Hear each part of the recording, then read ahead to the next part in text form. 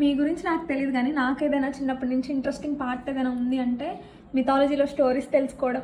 అసలు ఒక్కొక్క స్టోరీ ఒక మిరాకిల్గా ఉండిద్ది. రాక్షసుల గురించి, దేవుళ్ళ గురించి, అడిషనల్ క్యారెక్టర్స్, ఇవన్నీ నాకు భలే ఇంట్రెస్ట్ అనిపిస్తుంది. కానీ నాకు ఇన్ని ఇయర్స్ పట్టింది అది తెలుసుకోవడానికి. నాకు బెస్ట్ నేను ఏం చదవాలి, ఎలా స్టార్ట్ చేయాలి, పుస్తకాలు చదవాలి, సీరియల్స్ చదవాలా, మహాభారతం స్టార్ట్ చేయాలా, భాగవతం స్టార్ట్ చేయాలా, ఇలా థాట్ నాకు ఉండేది.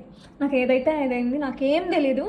నేను స్టార్ట్ చేసిన, నేను జీరోతో స్టార్ట్ చేశాను. నాకు నాలెడ్జ్ మొత్తం స్కూల్ డేస్లో ఉన్నది మొత్తం మర్చిపోయాను, నాకేం గుర్తులేదు. నేను హరహర మహాదేవకి ఫస్ట్ ఎపిసోడ్తోనే నాకు ఎంత అఫినిటీ పెరిగింది అంటే ఎలా చెప్పాలో నాకు అర్థం కావట్లా.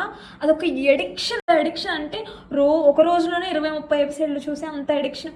ఒక్కసారి స్టార్ట్ చేస్తే వెళ్తా ఉండేది. సో నాకేమనిపించింది అంటే మనం యంగర్ జనరేషన్ కదా, ఆబ్వియస్లీ లవ్కి కనెక్ట్ అవుతాము. చూడగా మనకి లవ్ కనెక్ట్ అయ్యేది సెకండరీ.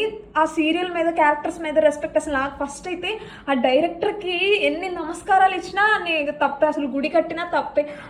ఎంత అర్థం చేసుకుంటే అంత బాగా క్యారెక్టర్స్ని ఎగ్జిక్యూట్ చేయగలుగుతారనేది నాకు చాలా అప్రిషియేషన్ విషయము డైరెక్టర్ గురించి. ప్రతి చిన్న క్యారెక్టర్, అసలు చిన్న క్యారెక్టర్ అని కూడా ఉండదు.